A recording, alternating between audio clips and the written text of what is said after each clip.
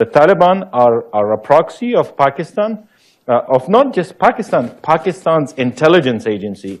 Afghanistan would never accept to be ruled by Pakistanis. I mean, if we didn't accept Soviet rule, superpower, it would be beyond imagination to accept the proxy of a backward country which has hard time feeding its own people.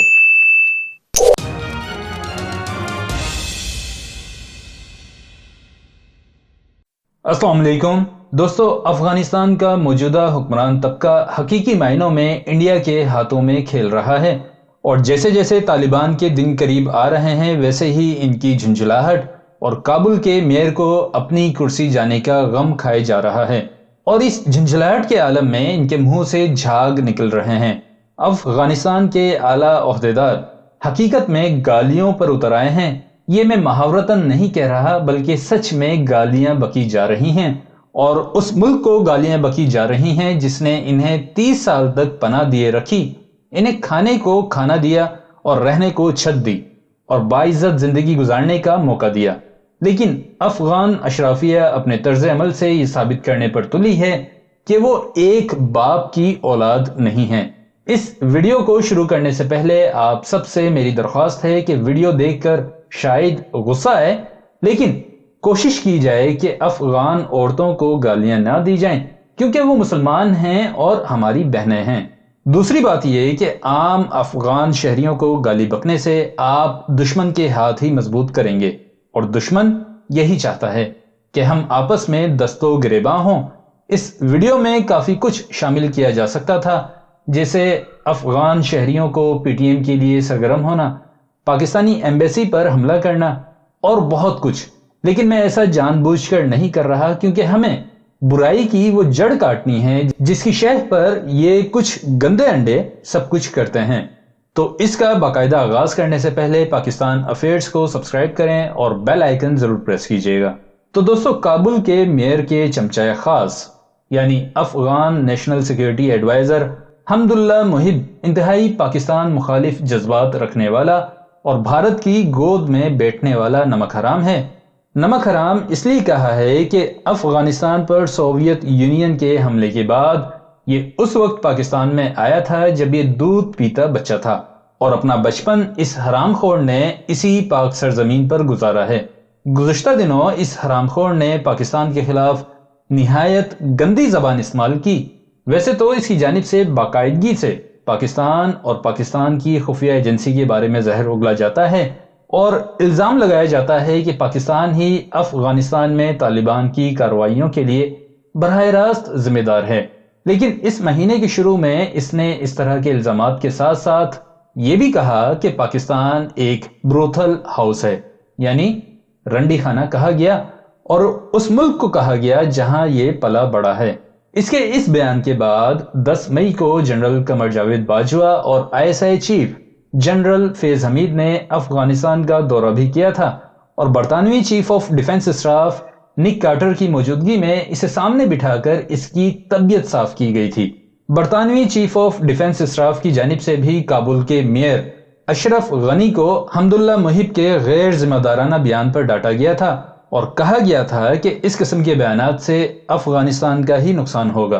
Pakistan की जानिब से सिर्फ इसी पर बस नहीं किया गया बल्कि पाकिस्तान ने अमेरिका समेत तमाम नेटो ममालिक को बता दिया है कि पाकिस्तान आइंदा अफगानिस्तान के नेशनल सिक्योरिटी एडवाइजर से किसी किस्म का राब्ता नहीं रखेगा।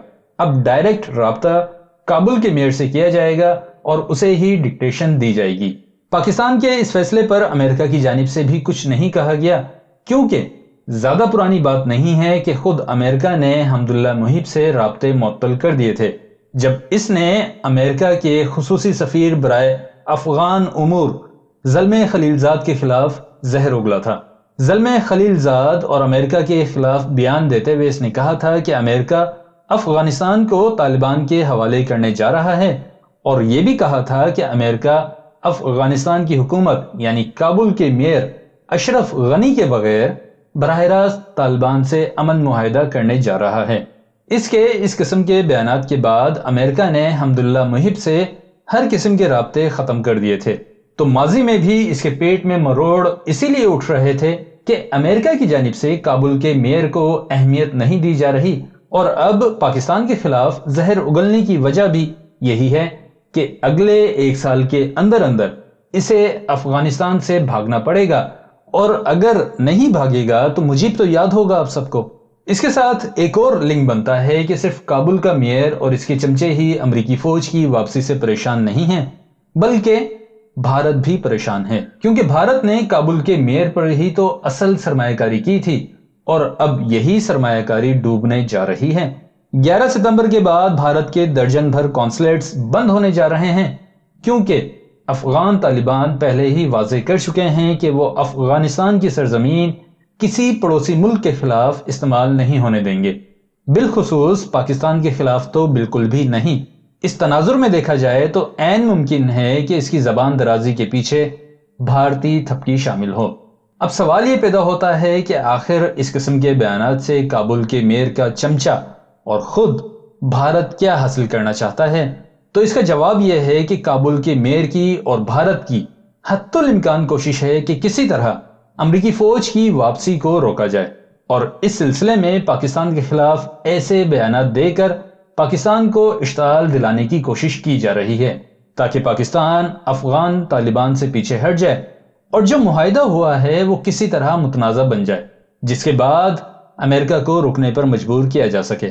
لیکن پاکستان کی طرف سے انتہائی تحمل سے اور بڑے بھائی کی طرح ان کی شرارتوں کو برداشت کیا جا رہا ہے، اور فی الحال سیدھی انگلیوں سے گھی نکالا جا رہا ہے، ورنہ پاکستان کے لیے کوئی مشکل نہیں ہے کہ کابل کے میئر اور اس کے چمچوں کو بتایا جائے کہ لینڈ لاک کنٹری کا مطلب کیا ہوتا ہے۔ تو آپ دوستوں کی دلچسپی کے لیے اسے شیئر کیا ہے تاکہ آپ کو معلوم ہو سکے کہ اس وقت کیا کیا کھیل کھیلے جا رہے ہیں اور کس طرح پاکستان کو اکسایا جا رہا ہے۔ اس کے ساتھ ہی آپ سے درخواست ہے آپ نے عام افغان شہریوں بالخصوص افغان خواتین کے بارے میں برے الفاظ استعمال نہیں کرنے، کیونکہ آپ کا دشمن یہی چاہتا ہے کہ آپ آپس میں دست و گریباں ہوں اور بھارت کو کھل کر کھیلنے کا موقع ملے۔ تو ہم نے یہ موقع بالکل نہیں دینا، صرف کالی بھیڑوں کو ٹارگٹ کرنا ہے جو یہ سب کر رہے ہیں۔ تو اب تک کے لیے اتنی تھا۔ ویڈیو کو آپ لائک کریں گے، اپنے دوستوں کے ساتھ شیئر کریں گے، اور چینل اگر آپ نے ابھی تک سبسکرائب نہیں کیا تو وہ بھی کریں گے۔ مجھے اپنی دعاؤں میں یاد رکھیں گے اور اپنا بہت خیال رکھیں گے۔ اللہ حافظ۔ The Taliban are a proxy of Pakistan, of not just Pakistan, Pakistan's intelligence agency. Afghanistan would never accept to be ruled by Pakistanis. I mean, if we didn't accept Soviet rule, superpower, it would be beyond imagination to accept the proxy of a backward country which has hard time feeding its own people.